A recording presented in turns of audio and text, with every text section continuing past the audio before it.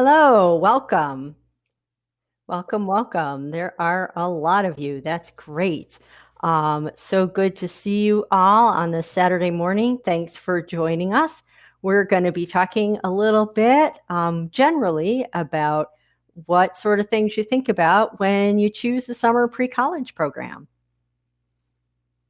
But first, a few little technical details.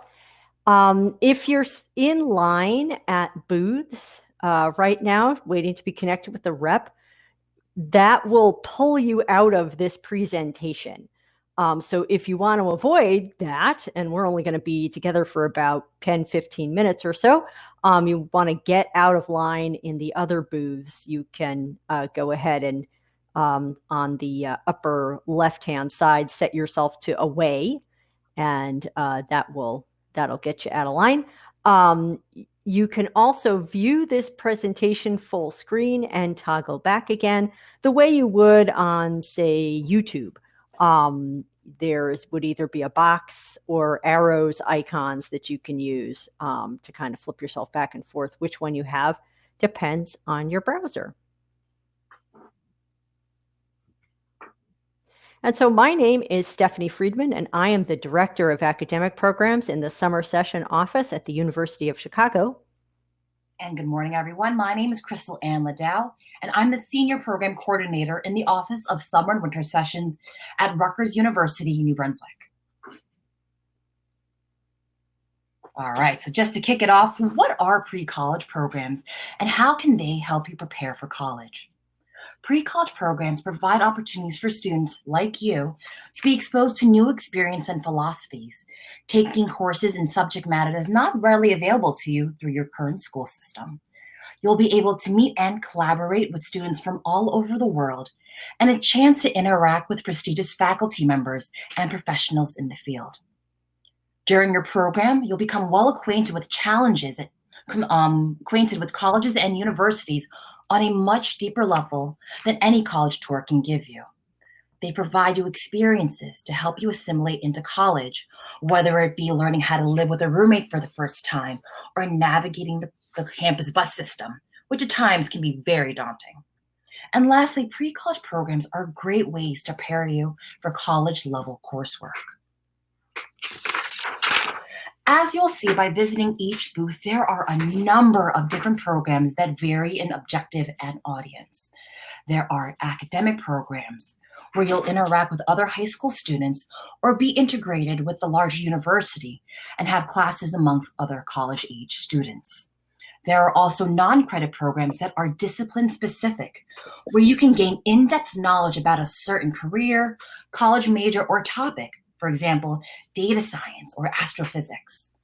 There are also programs that help you hone in on your skill and expand your portfolio in art, music, and theater. You can also find programs that are internships and practicums that give you the opportunity to do research with university faculty members and graduate students. Within these programs, though, there are variations in delivery. Programs can be offered in person or remotely. They can be synchronous, meaning you can watch a live lecture and participate in real-time discussions during class, or asynchronously, meaning you can watch pre-recorded lectures and engage in activities at any time. And though not as much as a factor during the current landscape, there are residential programs where you can live right on campus and also programs that are offered as commuter. Regardless of type of format, the purpose of each program is to help you reach your educational goals.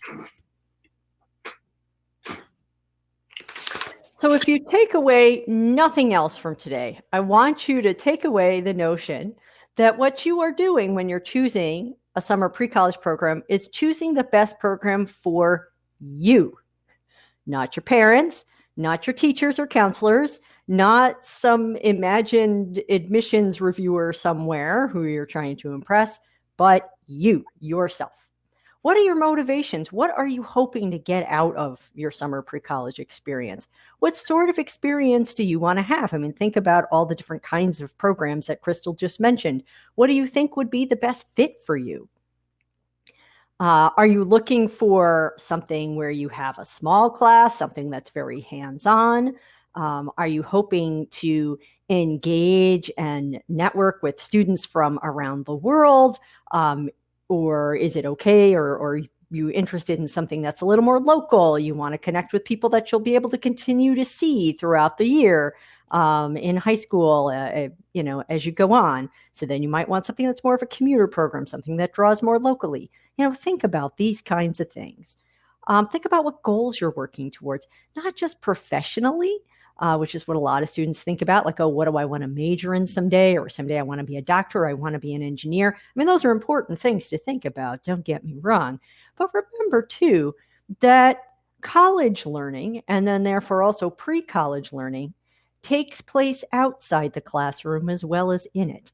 And that is still true even last summer and this summer, where the COVID situation makes it that the vast majority of pre-college programs are being offered online rather than in person. It is still the case that it's those interstitial interactions, I like to call them, those things that happen not just in the classroom around your coursework, but the kinds of interactions that you have with your faculty, with your TA, with your fellow students, with your community mentors, if your program has them, who help you to figure out, who am I as a student? Who am I as a person? What do I believe? What do I think? What do I know? And what kind of life skills am I building here that will stand me in good stead as an undergrad? So you want to treat your program search process as a trial run for the college search process, right? These are the kinds of things you're going to think about when you're looking for a college. They're the kinds of things that you should think about when you're looking for pre-college as well. And remember, above all, whatever program you attend, it'll be what you make of it, that you're going to get out of it, what you put into it. So whatever resources they give you, whatever activities they give you, the more you throw yourself into it and really just try whatever's put in front of you, the better off you'll be in the end. So what are some of the factors to consider?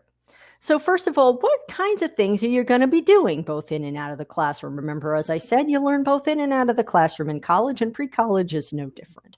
Because you're going to be meeting people who are coming from different points on the map, and different points on the socioeconomic spectrum, and different points on the ideological spectrum from you. They're going to be different in all sorts of ways. So that's important. But also, what kinds of things are you going to be doing?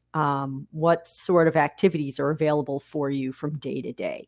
Not just what kinds of readings are you going to be doing, but how are you going to be learning? Like here at UChicago, we're very interested in active engagement, in hands-on learning, in seminar-style discussions. That's how we teach here. We tend not to teach in big lecture classes.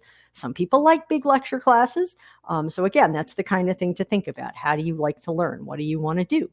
What will the program prepare me to do in the future? Again, not just in terms of, I want to be a doctor, I want to be an engineer, I want to be a writer, but what kind of life skills, what kind of time management skills, what kind of study skills are you going to be building up? What kind of communication skills are you going to be building? Collaboration skills.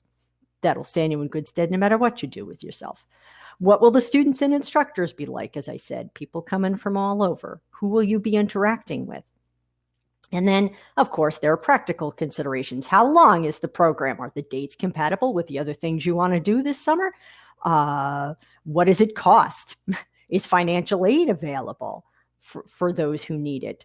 Some programs have financial aid for both domestic and international. Some only are able to offer aid to domestic students or other students. So, make sure you look into that if cost is a concern. Now, location is often something you think about, whether you want something in an urban environment, rural environment, so on and so forth. That's going to be less of an issue in 2021, and we'll talk about remote learning a little bit later. But if you're thinking not just for this summer, but future summers, location, God willing, we will not all be at home forever, and location will go back to being something you'll want to think about. Great. So those are some of the factors that are pretty much really out there. But here are other factors to consider that you might not have thought about. There are some pre-college programs that are credit-bearing, meaning you can earn college credit while attending the program. If you do go for college credit, do your research. Find out if the college or university you intend to go to in the future will take those credits and how will it be applied. Reach out to those admission counselors and ask questions like, will this course that I took count as an elective? Will it count towards like a core requirement? Many schools have their own criteria on what is transferable and what is not. Also keep in mind that if you do take a credit course, that grade is permanent and will be on an official transcript pretty much, well, forever. And though there are credit and non-credit programs, that does not mean that one is less rigorous than the other.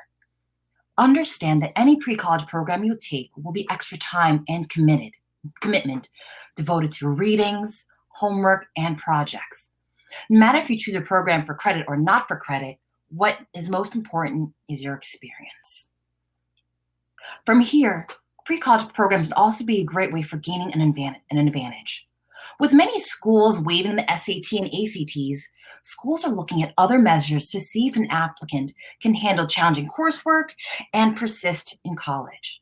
Pre-college programs are a great way to bolster your application and show that you are ready. But it's not just the grades that you walk away with, but also the skills that will make you a successful undergrad, such as self-discipline, independence, and reasonability. Also, just keep in mind that being admitted into a pre-college program does not guarantee that you will be admitted as an undergrad. And lastly, think of it a way as taking a test drive for a school. Attending a pre-college program is like taking a test drive of that college or university. You are in the driver's seat and get a first-hand experience at the different types of colleges and universities that are out there. Like Stephanie said, some students enjoy being in lecture halls of 300 students, and others feel more comfortable just being in a seminar-type class. Use this experience to better understand what works and what doesn't work for you. And most importantly, it's a great way to test drive yourself as an undergrad. You'll be able to see how you'll perform in college-level coursework and learn more about a major that you might not have been uncertain about. And if you change your mind at the end of the program, that is perfectly fine. That's what we want you to do. We want you to discover more about yourself so that you can be successful in the future. So remote learning. So here you go. I'm sure you are very accustomed to seeing images like this at this point. That's a class that's taking place via Zoom. One thing that might look different between this and your high school remote learning experience, if you've had one, is that everyone's cameras are on. I often get comments when people see this. This is one of our pre-college courses from last summer that's as a psych class. So you can expect a higher level of engagement than you might have experienced in your remote high school classes. So if you're feeling Zoom burnout, which believe me, it's a thing, know that the other students who are there everybody wants to be there. Everybody wants to be there. Everybody's bringing their A game. Everybody wants to get the most out of the experience, just like you do.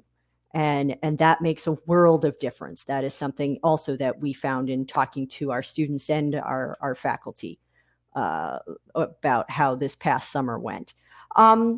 So remember too that sometimes you'll be in Zoom like this, and sometimes you may be doing what are called asynchronous activities, either meeting in smaller groups with other students online with or without a TA or a faculty member present. And then sometimes you'll be doing LAM simulations or perhaps other sorts of things on your own, writing blog posts, that sort of thing, and then coming back together. So that's to tell you remote does not mean part-time. Just because you're not physically going to campus, don't assume that you can double book yourself. We had some students last year who thought, oh, I'm taking this class at UChicago, but I don't have to go to Chicago, so I can take a class at Brown at the same time. No, you can't. I could tell you our faculty still expect that they own you and they own your time for the 3 weeks that you're with us. So don't assume that just because you're not physically on campus that you can double book yourself. And last but not least, as I mentioned before, online community. What we do and what many other folks who've moved to remote because of this opportunity, because of the situation out there have done it. They sort of turned that challenge into an opportunity. And our undergrads and grad students who would normally serve as RAs for us in the residence hall are instead acting as online community mentors. And so you still have the benefit of their experience. They can still talk to you about how they made the transition from high school to college, how they made their college choices, how they manage their time. You can still bond with them and network with them. They're still there to provide you with support. And I know that UChicago is not alone in doing that. But that's another thing to think about and to look at when you're looking at summer programs. What resources are available beyond your coursework? What kind of resources and support are there for you? All right, great. So now that you've picked out your program, how are you going to stand out as an applicant? Here are 4 tips to help you prepare your application. Before applying, make sure you read each application. Some schools will ask you for a letter of recommendation, personal statements, portfolios, and also transcripts. Remember, if you're asking for a letter of recommendation, give your recommenders enough time to write them. 2, make sure you know the school or program and tailor your application accordingly. And it comes down to doing research. It's into more than just learning the name of the university or college. Look into its location, student population, faculty to student ratio, campus culture, and let us know why are you a fit for this school. And also, always make sure you get the name of the school right in your personal essays. 3, be specific as possible in your interests and motivations. Let us know why you're attending our program and how it will help you reach your goals and why you stand out. And lastly, treat this as a dry run for your college application process and applications. Looking and comparing different colleges and schools, where they're located, and what they have to offer. Work on how to properly ask a teacher or guidance counselor for a letter of recommendation. And this is a perfect way for you to get started on your personal essay.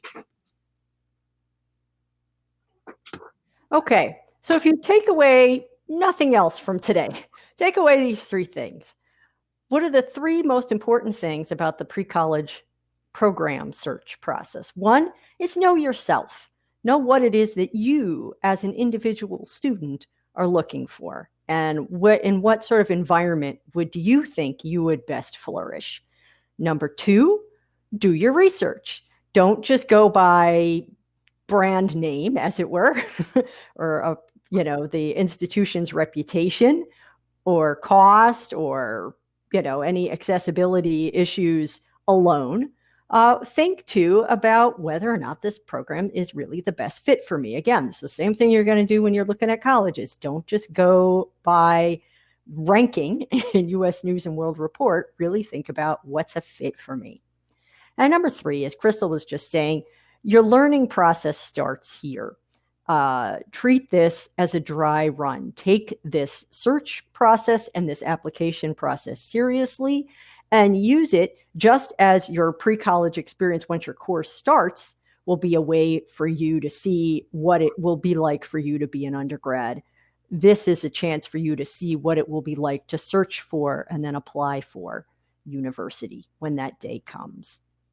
So, thanks very much for joining us today. We hope you attend the next workshop, Making the Most of Your Summer Experience, now that you know about getting in the door. What do you do once you've gotten there? And then what happens after? How do you make the most of it in the long term as well as in the short term? So please do attend that and talk to our colleagues from Syracuse and Harvard. Yes, we're going to be running that workshop. You can find out more information about various summer programs, of course, by attending the different booths at this fair. You can also go to the website that's listed there. And if you have any general questions about the pre-college search process, you can use that Gmail and someone will answer your questions. Of course, if you have specific programs about a specific school or specific program, you'll want to go directly to those folks and ask your questions. So thanks so much for joining us today. I know we kept you a little over time, but thanks again for joining us and enjoy the rest of the fair. Thanks, everyone.